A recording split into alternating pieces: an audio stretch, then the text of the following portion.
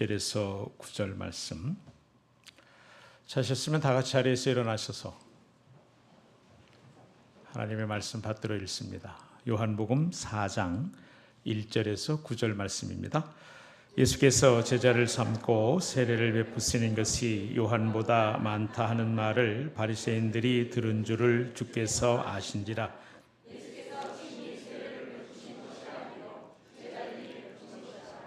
유대를 떠나사 다시 갈릴리로 가실새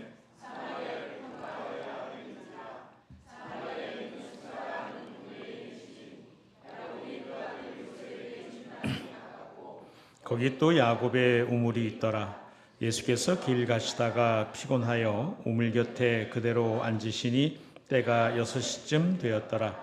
사마리아 여자 한 사람이 물을 길러 왔음에 예수께서 물을 좀 달라 하시니 이는 제자들이 먹을 것을 사러 동네에 들어갔음이러라.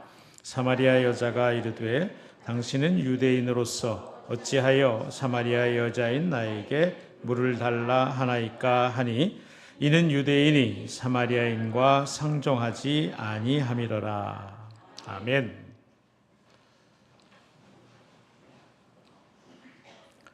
요한복음 3장에서 우리는 니고데모라고 하는 사람을 만나주시는 예수님을 함께 읽었습니다.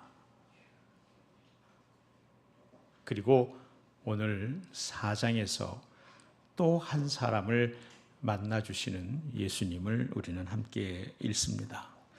1절로 3절까지를 다시 한번 읽겠습니다. 시작.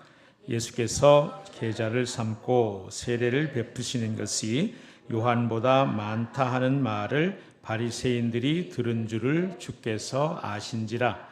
예수께서 친히 세례를 베푸신 것이 아니요 선자들이 베푼 것이라. 유대를 떠나사 다시 갈릴리로 가실새. 예수님께서 제자를 삼고 세례를 주는 것이 세례 요한보다 훨씬 더 많아졌습니다.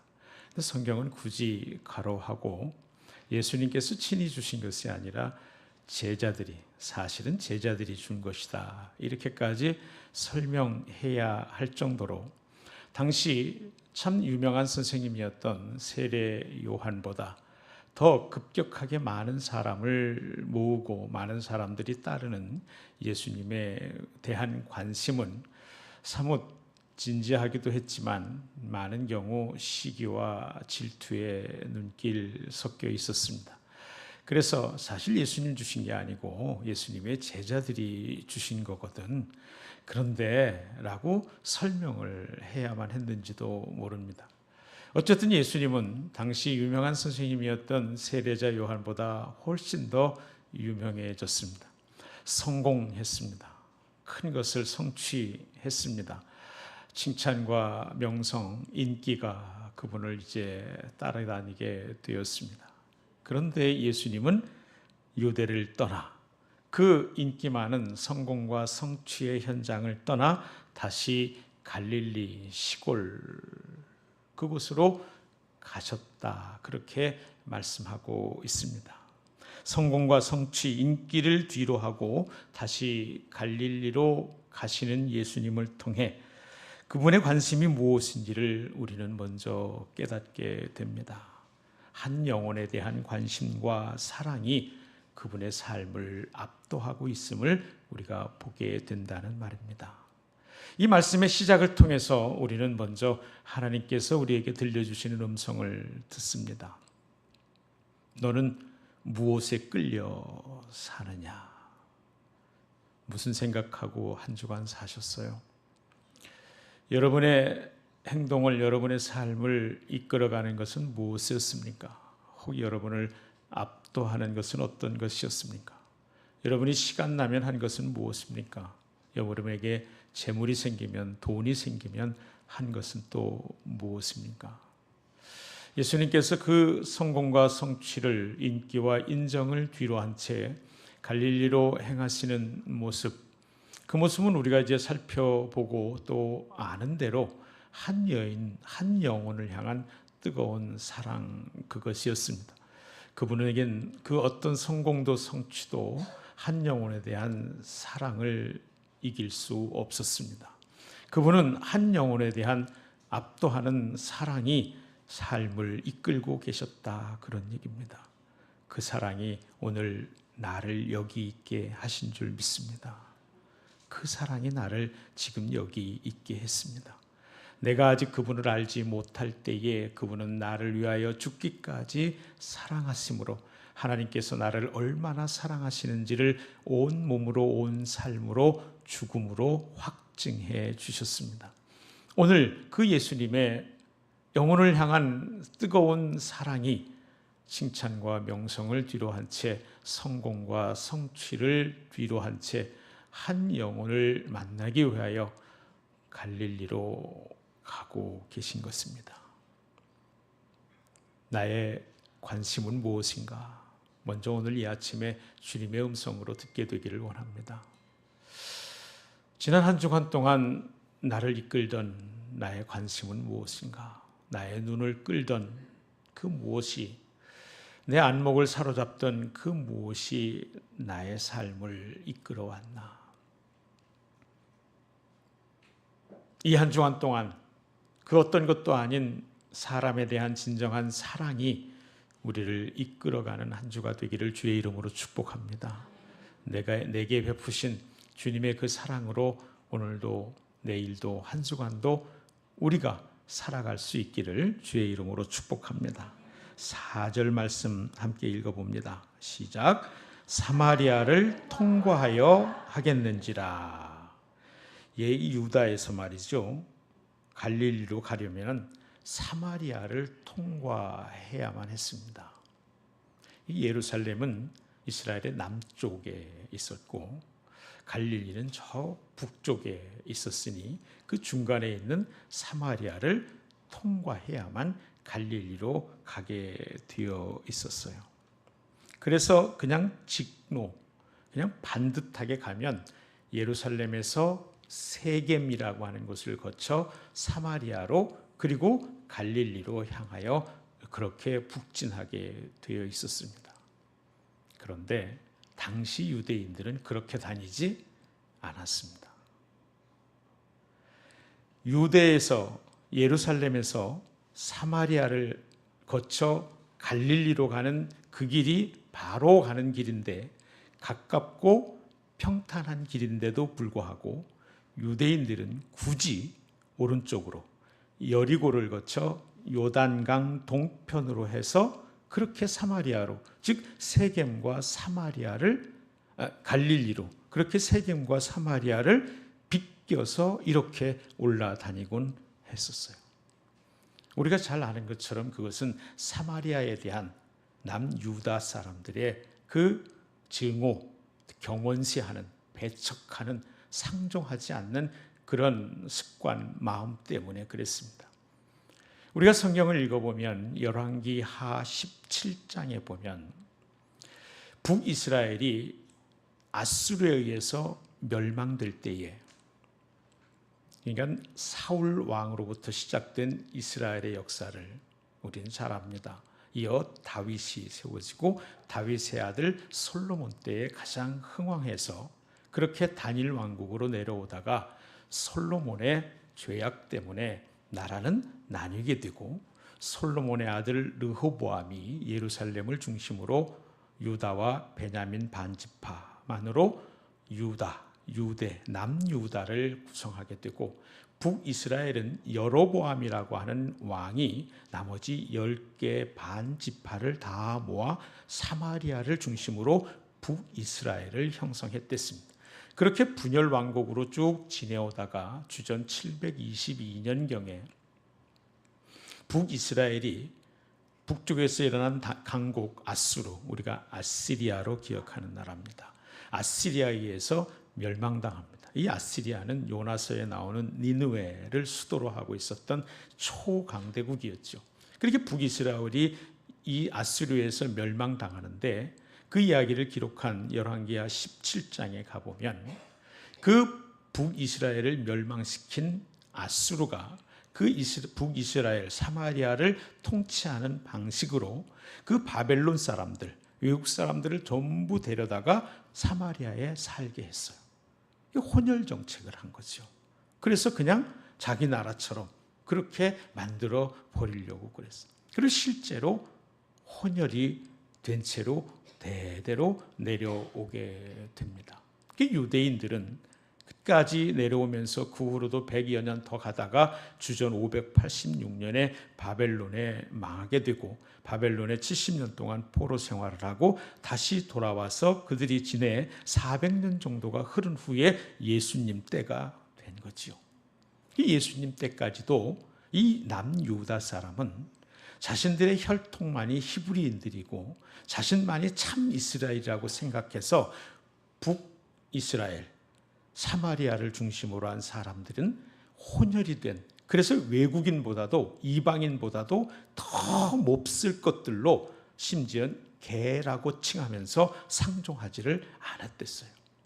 거기에다가 이 사마리아 사람들이 포로에서, 아까 바벨론, 남쪽 유다가 바벨론 포로에서 돌아와서 성전을 재건하지 않습니까? 그 성전을 재건할 때에 사마리아 사람들이 에스라 4장에 보면 사마리아 사람들이 우리도 한 형제니 우리도 성전을 재건하는 일에 함께하게 해주세요 라고 그랬을 때 단호하게 거절합니다. 너희는 상관없는 일이다. 우리끼리 할 거다. 그래가지고 그때부터 이 사마리아 사람들이 성전 재건하는 일을 몹시 방해합니다. 느헤미야 4장에 가서 보면 이 사마리아 사람 산발랏이라고 하는 사람이 성전 재건을 얼마나 심각하게 방해하는지요. 성전 재건이 실제로 16년간이나 지연되고 지체되게 됩니다.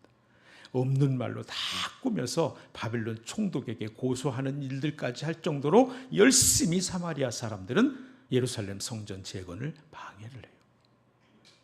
그러면서 예배를 예루살렘이 아니라 그리심산에서 드리고, 그래서 혼혈이며 또 성전 걷는 일을, 짓는 일을 방해하며 또 예배하는 장소가 다르며 이러면서 감정들이 나빠질 대로 나빠졌고, 그래서 동족이면서도 이방 사람들보다 더 지독한 증오와 배척의 감정들로 살아왔댔어요.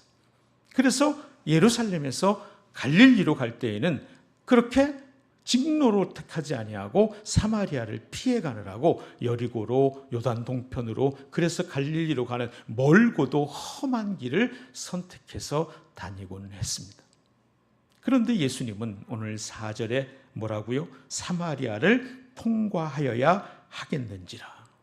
이 말은 단순하게 지리적인 직로를 이야기한 것이 아니라 예수님께서는 그 피해가는 길을 선택하지 아니하시고 온갖 불신과 차별과 그 민족적인 냉담의 그 벽을 피해가지 아니하시고 허무르며 그 길로 직진 바로 사마리아를 통해서 그렇게 갈릴리로 가야겠다라고 하는 예수님의 의적인 표현이 거기 담겨 있는 것이지요. 그렇습니다, 여러분. 비난과 위협을 무릅쓰고 반목과 증오와 장벽을 허물어가며 그곳으로 나아간 것, 오늘 이어질 한 여인을 만나기 위한 주님의 찾아오심입니다. 예수님은 오늘도 찾아오시는 분입니다. 세상의 다른 종교들은 열심으로 수행하고 바르게 살려고 노력하고 참 좋은 프로그램들을 갖고 이래서 마음도 수련하고 행동도 고쳐 살고 이래서 무언가 의에 이르려고 하는 노력들을 합니다. 상당 부분 성과를 거두기도 하고 많이 개선이 되기도 하고 개조되기도 하지요. 그러나 여러분, 사람이 이룰 수 있는 선, 의, 개선되고 개조된다는 것이 정직한 사람이라면 얼마나 한계가 명확한 것인가를 너무나도 잘 압니다. 여러분, 의도적으로 악하게 살아야 되겠다고 하는 분 계세요? 없지요. 선하게 살려고, 바르게 살려고, 반듯하게 살려고 얼마나 애씁니까?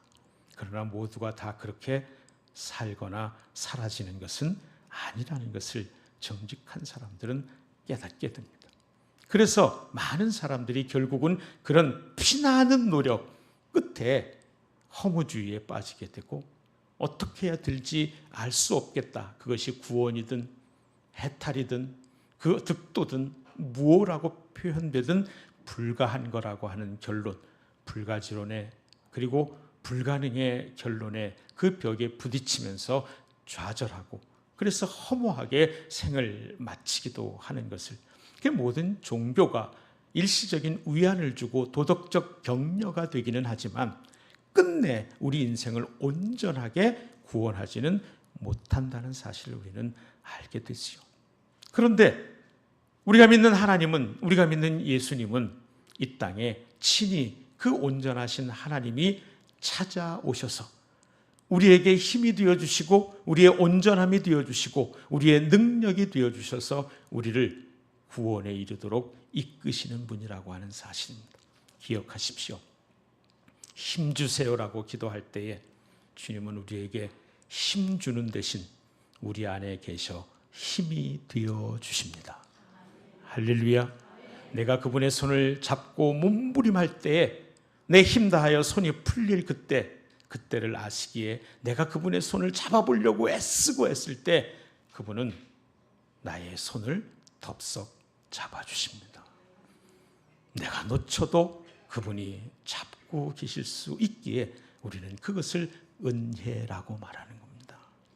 그분이 값없이 내어주시는 그 은혜가 오늘도 모든 장벽을, 차별을, 문화를, 증오를, 편견을 허물며 거기 비난과 또 위협을 무릅쓰고 한 여인을 향해 나아가시는, 찾아오시는 예수님 속에 나타나고 있는 것이죠. 예수님은 오늘도 이 자리에 저와 여러분을 찾아오신 줄로 믿습니다. 찾아오신 줄로 믿습니다. 이게 소망입니다. 찾아 헤매지 마십시오. 찾아오신 그분을 온전히 맞아들이기를 주의 이름으로 축복합니다. 5절 6절 함께 읽습니다. 사마리아에 있는 수가라 하는 동네에 이르니 야곱이 그 아들 요셉에게 준 땅이 가깝고 거기 또 야곱의 우물이 있더라. 예수께서 길 가시다가 피곤하여 우물 곁에 그대로 앉으시니 때가 6시쯤 되더라. 아멘. 사마리아의 수가라는 한 동네에 이르시게 됐습니다. 거기는 야곱이 그 아들 요셉에게 준 땅이 가깝고 야곱의 우물이 있더라. 우리 창세기에 보면 야곱이 세겜 근처에서 우물을 파는 것을 읽게 되지요. 바로 거기입니다. 사마리아 근방에 세겜 땅에 야곱의 우물이 있었어요. 그러니까 그곳은 어디냐면 오래된 믿음의 땅입니다.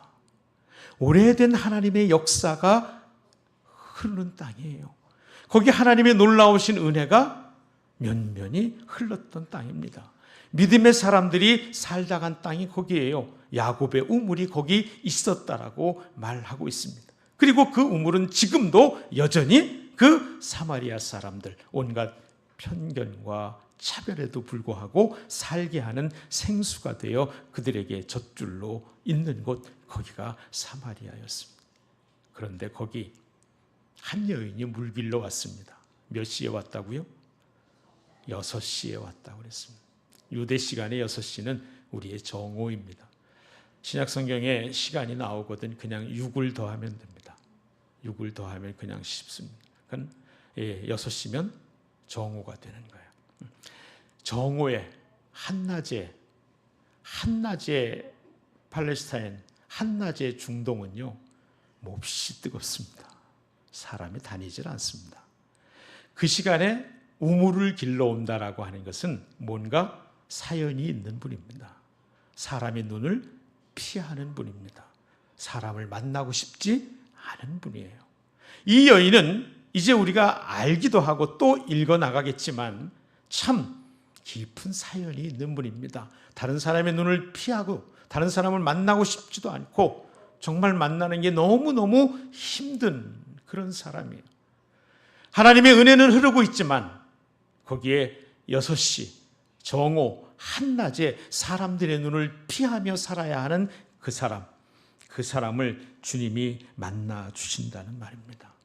주님은요 각 사람을 처지와 형편에 따라 맞춤 만남을 해주시는 분입니다. 니고데모 많이 배우고 바리새인으로 종교 지도자로 율법학자로 있었던 그 니고데모에게는 책망과 함께 가르치시지요. 너는 이스라엘의 선생으로 그것도 모르냐? 하고 거듭남이 얼마나 중요한지에 대해서 책망하며 또한 가르쳐 주십니다. 그리고 니고데모는 책망받아 마땅한 자기 모습을 겸비하게 인정하고 주님의 말씀을 붙들므로 우리가 아는 것처럼 바리새인들 앞에서 예수님을 변호하고 나중에 예수님의 시신을 아리마대 사람 요셉과 함께 향품을 발라 장사 지내게 되고 예수님의 제자로 사는 데까지 그렇게 변화되고 성장하고 성숙하게 되지요. 예수님은 니고데모에게 그렇게 만났습니다. 아주 강하게 만나 주셨습니다. 너는 이스라엘 선생으로 그것도 모르느냐? 만약 여러분이 무언가 제게 질문이 있어서 목사님 영생이 무엇입니까? 왔는데 너는 권사가 돼서 그것도 모르냐? 이렇게 시작한다면 알았어요. 딴 사람한테 가보죠 뭐. 안 그러겠습니까? 안 그러신다고 복된 분입니다. 니고데모에겐 그랬어요. 그런데 여기 은혜의 우물이 있음에도 불구하고 사람들의 낯을 피할 만큼 그렇게 곤고한 삶을 사는 한 여인에게는 말로 다 할 수 없이 지극한 사랑으로 이해로 그에게 다가가고 있는 것을 봅니다. 잃어버린 사람이지요. 잊혀진 사람입니다. 소외된 사람입니다. 스스로 동굴을 파고 그 안에 숨었을지라도 그는 여하튼 잊혀진 사람이고 소외된 사람이지요. 자존감이 땅에 떨어진 사람입니다. 죽고 싶은 사람입니다. 살 마음이 없는 사람입니다. 그나마 믿음을 가졌기에 그냥 주님 데려가 주세요. 그러면 족합니다. 하는 기도 드리는 사람입니다. 무가치함을 느끼는 사람, 우물 곁에서도 가뭄처럼 된 사람. 그 한 여인을 위하여 예수님은 가십니다. 사랑으로 만나 주십니다. 그런 사람을 위해 그분은 삶 전체를 주신 분입니다. 그분은 피곤했다라고 말합니다. 길 가시다가 피곤하여 우물 곁에 그대로 앉으시니, 한낮에 우물 곁에 앉으셔야 할 만큼 하나님이신 그분은 이 땅에 참 사람 되어 오셨습니다. 만나주시기 위하여 같아지셨습니다. 만나주시기 위해서 같아지셨습니다. 위에서 내려다보면서 이야기하면 자칫 괜한 우야감이 생기고 마음 닫아 걸고 주께로 나오지 못할까 봐, 저만큼 멀리 계신 분으로는 사람을 그렇게 뜨겁게 만나 주실 수 없을까 봐, 그분은 사람이 되어 피곤함을 느끼시는 사람이 되어 목마름을 느끼시는 사람이 되어 한낮이면 우물 곁에 털썩 그대로 주저앉아 쉬어야만 하는 사람이 되어 이스라엘 그 한복판 사마리아 한 여인에게 다가오셨다는 말입니다. 주님은 오늘도 우리의 삶의 한복판에 그렇게 찾아오시는 분이십니다. 여러분의 마음에 힘겨운 자리는 어디입니까? 어떤 관계 속에 힘겨움이 있습니까? 거기 주님이 여러분이 깜짝 놀랄, 알아보기 힘든 일상으로 찾아와 만나 주실 줄로 믿습니다. 기대함으로 믿음의 눈을 열어 그 주님을 만나시기를 축복합니다. 여러분의 경제적인 문제에 어려움과 곤란이 있습니까? 많은 사람들이 부를 누리며 살아가는데 홍수 가운데 마실 물 없는 것처럼 곤고한 재정 상태에 있는 분이 계십니까? 내가 기대하는 로또 맞는 횡재가 아니라 거기 참 나와 같은 모습으로 함께 하셔서 나를 참되게 만나주시고 위로하시고 힘주시고 회복시켜 주셔서 그 물로 족해 내게 물길러 오지 않아도 되게 해달라고 하는 그 욕구 정도가 아니라 영원히 목마르지 않을 영생의 생명수를 주신 분, 그분처럼 우리에게 우리의 눈을 열어 보게 하시고 우리의 가치를 바꿔 주시고 보는 것으로 살게 하지 아니하시고 이 땅으로 전부되지 않게 하시고 우리를 참되게 회복시켜 주시고 참되게 부요하게 해 주실 줄로 믿습니다. 여러분의 건강과 여러분의 육신의 질고를 인해서 고통 가운데 있습니까? 주님은 갑자기 일으켜 세우시기도 하겠지만 주님은 여러분들의 그 병상의 질고의 현상에 아파하는 몸 위에 일상 가운데 함께 하셔서 우리의 눈을 열어 믿음으로 주님의 고치시고 새롭게 하시고 힘있게 하시는 육신의 건강뿐만 아니라 온 몸과 마음과 영혼이 온전해지도록 고치시는 은혜로 함께해 주실 줄로 믿습니다. 그 주님이 어떤 세상 관습도 문화도 다 깨뜨리고 그 한 사람을 위하여 오늘 나아가고 계십니다. 여러분 한 사람을 위하여 주님이 오늘도 나아가고 계심을 믿으시기를 주의 이름으로 축복합니다. 7절로 9절 말씀 함께 읽습니다. 사마리아 여자 한 사람이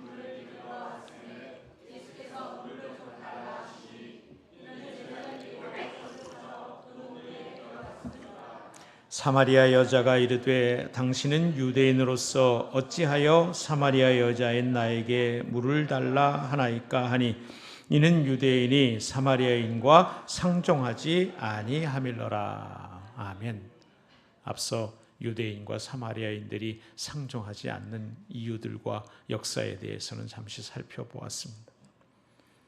예수님은 더군다나 유대인이고 남자였댔습니다. 사마리아 여인에게 이것은 우리가 상상하는 벽 이상의 높은 장벽이었습니다. 차별이 존재했고 분리가 존재했습니다. 함께 있을 수 없는 단어가 유대인, 사마리아인, 남자, 여자였습니다. 민족적인 차별이 있었고 성적인 차별이 있었댔습니다. 아시잖아요, 여러분. 유대인들이 사마리아 사람을 개라고 취급한 거, 남자들 수에 여자는 숫자에도 들지 않았던 거. 성경에서 보리떡 5개와 물고기 2마리로 5,000명을 먹이고 12광주리가 남았다. 여기 5,000명에도 여자는 들지 않았습니다. 예수님 당시에는 여성들은 사람 수를 세는데도 들어가지 않을 정도의 차별을 겪고 있던 때였습니다. 그러니까 유대인 남자가 사마리아인 여자에게 물을 달라고 하는 거, 이것은 있을 수 없는 일이었다, 그런 얘기입니다. 위험한 일이었고요, 비난받을 일이기도 했습니다.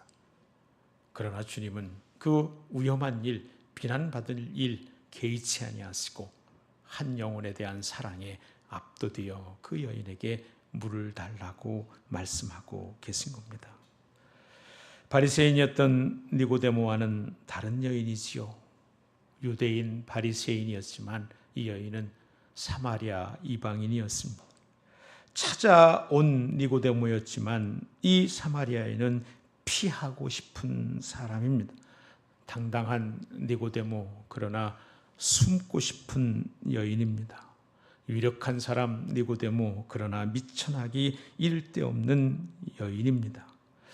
많이 배운 사람, 모르면 몰라도 배움이 그리 많지 않았을 여인입니다. 말씀드린 대로 남자와 여자이지요. 그 수없이 많은 차별과 장벽들을 허물고 주님이 그 여인에게 찾아가셨다. 여러분, 저와 여러분의 죄가 아무리 커도 주님의 은혜는 이기고도 남는 줄로 믿습니다. 여러분이 겪고 있는 문제가 아무리 커도 언제나 그 하나님의 능력은 문제를 압도하는 줄로 믿습니다. 여러분의 마음의 매임이 아무리 커도 자유케 하시는 하나님의 능력은 훨씬 더 큰 줄로 믿습니다. 여러분 기억하세요. 엘리사 때 아람 사람들이 이스라엘을 쳐들어옵니다. 번번이 패해요. 이상하지요. 아람 왕이 생각해보면 군사력이나 작전이나 이런 거 보면 이건 이겨야지 당연한 건데 지는 거예요. 한두 번도 아니고 번번이 지는 거예요. 그런데 이상하게 이리 가서 매복을 하는데 거기 아는 거예요. 이리 가서 진을 치면 그것 또한 아는 거예요. 이런 작전을 쓰면 그 작전이 다 간파된 것처럼 지는 거예요. 신하들을 모아놓고 도대체 어찌 된 일이냐고, 첩자라도 있는 거냐고 다그쳐 묻지요. 신하가 말합니다. 왕이시여, 이스라엘에게는 하나님의 사람이 있어 왕께서 침상에서 말한 것까지도 다 그의 하나님으로부터 듣고 그의 왕에게 말함으로 우리는 이렇게 번번이 질 수밖에 없습니다. 그래, 누구냐? 엘리사입니다. 어디 있냐? 도단이 있습니다. 도단은 작은 성이었습니다. 아람 왕이 그 밤에 명령해서 그 엘리사가 있는 도단성을 겹겹이 에워쌉니다. 아람 왕의 말과 병거가 한 사람 엘리사를 잡기 위해 도단성을 겹겹이 에워싼 그 밤, 날이 새고 아침 일찍 사환이 일어나 바라보니 자기 선생을 잡으려고 하는 게 분명한 아람 왕의 말과 병거들이 도단성을 겹겹이 에워싼 거예요. 늑탈같이 선생에게로 달려옵니다. 아, 내 주여, 우리가 어찌하면 좋겠습니까? 우리 말로 번역하면 이러면서, 오 선생님, 우린 죽게 됐습니다. 큰일 났습니다. 그야말로 그냥 방정 맞았겠지요. 엘리사 그 말을 들으면서 말합니다. 그들과 함께한 자보다 우리와 함께한 자가 많으니라. 집사님 믿음이 좋아서 아멘하지만 그 사화는 믿겨지지가 않았어요. 우리 선생님이 제정신이 아니든지 잠이 덜 깨신 게 분명하다. 이건 성경에 없는 얘기입니다.